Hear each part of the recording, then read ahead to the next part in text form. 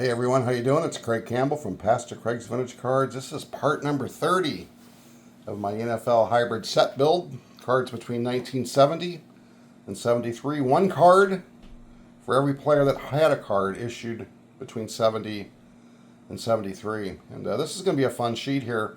A lot of 1972s in here, so I'm going to have to be flipping this page around a little bit. But we're going to start off up top here. And nice 1971. I think those are my favorite years, to be honest with you. Love the 71 Topps design. And Dave Herman. We're going to start off with Dave Herman with the New York Jets. This is his rookie card. He also had cards issued between 72 and 73. Bill was drafted by the Jets with the 211th pick. He played for the Jets from 64 to 73. As a rookie, Dave played in 5 games before injuring his ankle. From 65 to 68, he started all the games and was a 3-time AFL All-Star. He was a starter in Super Bowl III, which was a Jets win, and he went up primarily against Bubba Smith. That would have been a tough assignment. And Dave appeared in 180 games, starting 118. And he died October of 2022. Dave Herman, a pretty darn good player. We got Fred Herron here with the Cardinals, 1973. And he was a defensive tackle. This is a rookie card, and it's his only card. He was drafted by the Packers in 1966, but was traded to the Cardinals. He suffered a back injury in 1969, had to have an operation in 1970. And Fred had another back surgery in 1972 that led to his retirement. Fred played in 79 games, starting 57. And it's just too bad that his back just did not hold up at all for him.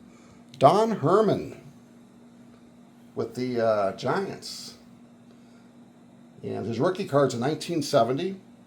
He had cards issued in 70 through 71, 74 through 75, and then 77 through 78. Don was drafted in the 15th round by the Giants in 1969.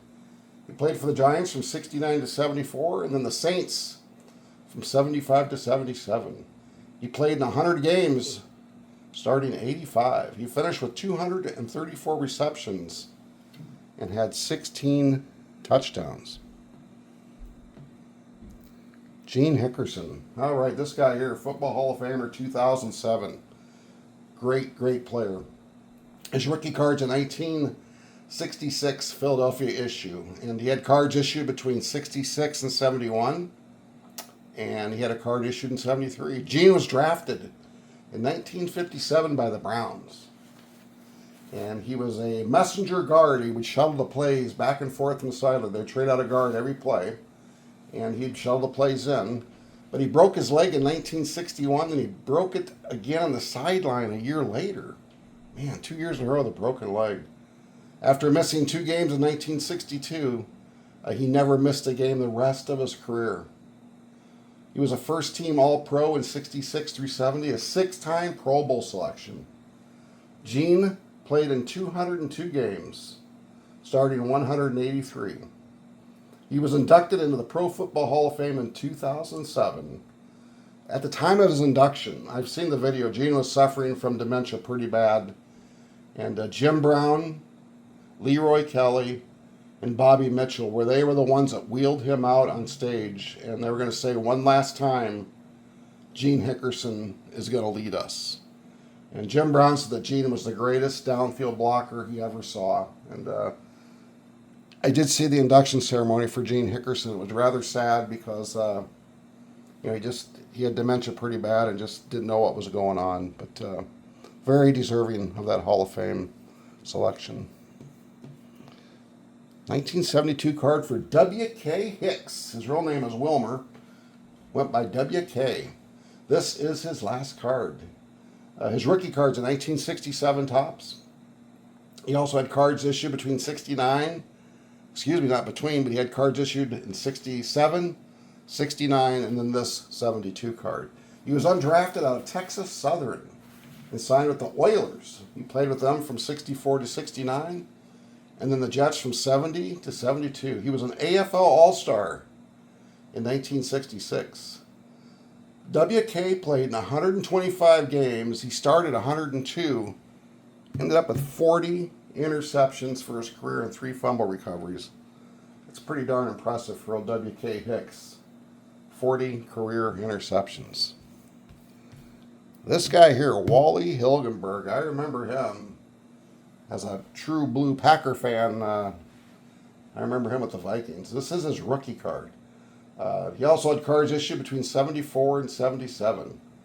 Wally was drafted in the 4th round with pick number 48 out of Iowa by the Lions.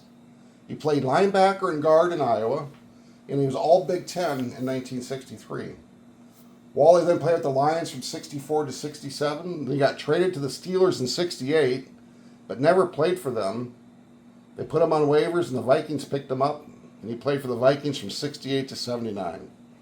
Wally is one of 11 players to appear in all 4 of the Super Bowl losses by the Vikings. Wally suited up in 199 games, starting 124. From 1969 to 1976, he started every single game. He had 8 interceptions and 2 touchdowns for one. He had 8 interceptions, 2 of them for touchdowns, as well as 14 fumble recoveries with 1 touchdown. He had 7.5 sacks and 1 safety, but he was just a really solid football player. 2 of his nephews played in the NFL, Jay and Joel Hilgenberg. I remember Jay was a center for the Chicago Bears. Wally died of Lou Gehrig's disease in 2008. But he was a heck of a football player, at Wally Hilgenberg. Just a solid player. Then we're going to come down here in 1972s. We're going to stay and talk about Calvin Hill, first of all. He was a good running back. And you may remember, or I don't know if you do know, but he is the father of NBA player Grant Hill, who was a superstar at Duke and had a pretty respectable NBA career. Calvin Hill's rookie card is in 1970. And he had cards issued from 70 to 74, then 76 to 80. Calvin was drafted out of Yale by the Cowboys with the 24th pick in 1969. He was a 4-time Pro Bowler, and he was NFL Rookie of the Year. He had injuries, though, his first 3 years, it really limited him. And then in 72, he became the first Cowboy to rush for over 1,000 yards. Calvin led the Cowboys to a win in Super Bowl VI and 2 NFC titles. He played in the WFL in 1975, and he signed with the Redskins in 76. Played as a backup for 2 years. The Browns signed him in 1978, but he mainly was a 3rd down running back, and he retired at the end of the 1981 season. Calvin played in 156 games, starting 80. He gained over 6,300 yards from scrimmage with 65 touchdowns. And as I said, his son was Grant Hill, great Duke player and the NBA Co-Rookie of the Year in 1995. But yeah, Calvin Hill, he was a solid running back. And then we got 2 Bills here. Ike Hill, cornerback. His real name is Talmadge Ike Hill, cornerback for the Bills. It's his rookie card and it's his only card. He was drafted out of Catawba in 1970 by the Bills with a 232nd pick. Played with the Bills from 70 to 71, the Bears 73 to 74, and the Dolphins in 76. Ike suited up in 49 games. He started 1. He had 150 kick returns for 1997 yards with 1 touchdown. He had 22 catches for 2 touchdowns. Ike Hill. Then you got this guy here, J.D. Hill. James J.D. Hill. It's his rookie card. He had cards issued from 73 to 76. He got drafted by the Bills out of Arizona State with the 4th overall pick in 1971. He was the first wide receiver drafted that year. He played for the Bills from 71 to 75, and then the Lions from 76 to 77. He was a Pro Bowl selection in 72. J.D. Hill suited up for 73 games, starting 72 of them. He had 185 receptions and 21 touchdowns. So a nice sheet of cards here.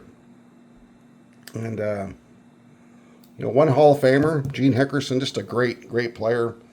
And Calvin Hill, I just remember him as a really good running back. And of course, Wally Hilgenberg, he was tough on my Packers in the 70s. But interesting sheet of cards here. And man, fun to go down memory lane for me. So hope you guys enjoyed this. If you did, leave a comment, like, and subscribe to the channel. Guys, keep on collecting, enjoy this hobby, and we will talk soon.